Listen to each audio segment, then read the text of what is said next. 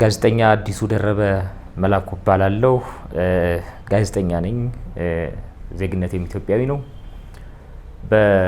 እንግዲህ በኢትዮጵያ ውስጥ እንደሚታወቀው በጣም በርካታ ጦርነቶች፣ በጣም በርካታ የእርስ በርስ ውጊያዎች አሉ። እንደ ጋዜጠኛ በብዙ የምንፈተንባቸው ብዙ በተናገርን ቁጥር በተለይ እንደ ኢትዮጵያ ባለ አምባገነን ስርዓተ መንግስቱን በተቆጣጠረበት ሁኔታ ጋዜጠኛ ሆኖ መፈጠር ምን ያህል ከባድ እንደሆነ ያየንበት ነው። በጣም በርካቶች እንደኛ ጋዜጠኛ የሆኑ በእስር ቤት ውስጥ ታጉረዋል። ሕግ ሳያውቃቸው ፍርድ ቤት ሳያውቃቸው በጣም በርካቶች ታጉረው ይገኛሉ። በእስር ቤት ውስጥ የሚገኙ በጣም በርካቶች ናቸው። መጀመሪያ እንግዲህ አዲስ አበባ የሚገኝ ምኒልክ ቴሌቪዥን በሚባል ነበር ጋዜጠኛ ሆኜ የተቀጠርኩት። ከዛ በኋላ የተለያዩ የእርስ በርስ ጦርነቶች በትግራይ፣ በኦሮሚያ፣ አሁን ደግሞ በአማራ በተለያዩ የሀገሪቱ ክፍል የእርስ በርስ ጦርነቶች በከፍተኛ ደረጃ አሉ። የአብይ አህመድ የሚመራው የኢትዮጵያ መንግስት ደግሞ እንግዲህ ከጦርነት ጋር ግንኙነት የሌላቸውን በጣም በርካታ ሲቪሊያንን ሁሉ ሳይቀር ምስኪን ህዝቦች ሁሉ ሳይቀር ከቀያቸው ተፈናቅለው ወደ ተለያዩ አካባቢዎች እንዲሄዱ ባሉበት በጅምላ እየተገደሉ እንዲቀበሩ የተደረገበት በጣም በርካታ ናቸው። ወለጋ አካባቢ፣ ቤንሻንጉል አካባቢ፣ በአማራ በተለያዩ አካባቢዎች እንዲህ አይነት ነገሮች በተደጋጋሚ ተከስተዋል።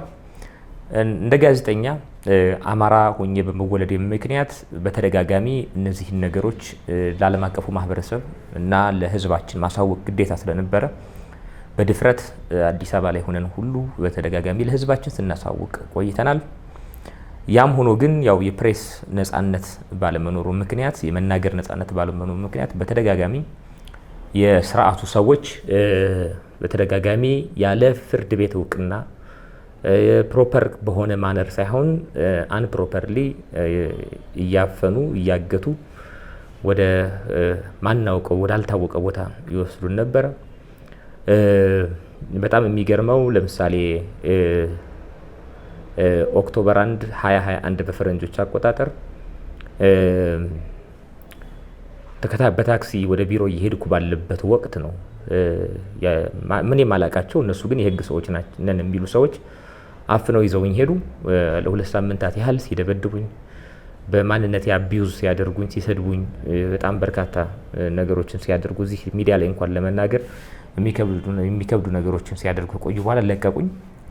ዜን ከአመት ምናምን በኋላም እንደዚሁ ፌብሩዋሪ 23 እንደዚሁ 2022 እንደዚሁ በጣም በተደጋጋሚ ጉዳት አደረሱብን። ተደጋጋሚ ችግር አደረሱ። በ2023ም እንደዚሁ ግንቦት ላይ ተመሳሳይ የሆነ ችግር አድርሰዋል። ቤቴ በተቀመጥኩበት ከሚስቴ ከልጆች ጋር በተቀመጥኩበት በተደጋጋሚ ካገዛዙን የመጣን የሚሉ ሰዎች አፍነው ይወስዳሉ። ማስክ አድርገው ፊታችን ላይ ጭንብል አይናችን ላይ አድርገው እንዲህ አይነት ጉዳቶችን ያደርሱ ነበር። ዜን ሌላ ሚዲያ ቀይሬ ኢትዮፋክት ሚዲያ የሚል አቋቋምኩ። በዛም ያው ነጻነት ስለሌለ የፕረስ ነጻነት ስለሌለ መናገር የሚቻልበት ሀገር ስላልሆነ በዛም የምናደርገውን ለህዝባችን ድምጽ የመሆን ድምጽ ለሌላቸው ፎር ዘ ቮይስለስ ፒፕል ድምጽ እየሆንን በተደጋጋሚ የሚደርሰውን አትሮሲቲ ለህዝቡ እያሳወቅን ችግር ለህዝቡ እያሳወቅን በተደጋጋሚ ለመቀጠል ሞከርን። ተደጋጋሚ ችግሮች ምኒልክ ቴሌቪዥን ላይ ሲፈጠሩ የነበሩ ችግሮች በዚህኛውም ተፈጠሩ። ተደጋጋሚ ችግር ውስጥ ገባን ማለት ነው። ዜን ይሄ ነገር ሊሆን አልቻለም። አዲስ አበባ ለቅቄ ባህር ዳር አካባቢ በሚገኝ ተወልጄ ባደግኩበት አካባቢ ሄጄ ምናልባት አገዛዙ እዛ አካባቢ ላያገኘኝ ይችላል ብዬ ልጆችንና ሚስቴን ትቼ ወደዛ ሄጄ ዛማራ ሚዲያ የተሰኘ አቋቁሜ በዛ ሚዲያም አሁንም እየተሰቃየ ላለው በድሮን እየተጠቃ ላለው በርካታ ችግርና መከራ እየደረሰበት ላለው ህዝብ ድምጽ መሆን ቀጠልኩ። የየትኛውም የፖለቲካ ፓርቲ የየትኛውም አርምድ ፎርስ የትኛውም የታጠቀ ኃይል አባል አልነበርኩም። በሰዓቱ እንቅስቃሴ እያደረኩ ግን ያው ለህዝቤ ድምጽ መሆን ምን እየተፈጠረ እንዳለ ለኢትዮጵያ ህዝብ ለመላው የዓለም ህዝብ እንዲያውቅ ማድረግ ነበር አላማዬ። ዜን ጀኒንሊ ዛሬ ስሰራ በነበረበት ወቅት አዲስ አበባ የነበረው ችግር ተመልሶኝ እዛ አካባቢ መጥቶ የማታቆም ከሆነ አዲስ አበባ አካባቢ ስናደርግብህ የነበረውን ነገር ተመሳሳዩን ነገር እዚህ እናደርግብሃለን፣ ስለዚህ ማቆም አለብህ የሚል ማስጠንቀቂያዎች በተደጋጋሚ ይደርሱኝ ጀመር።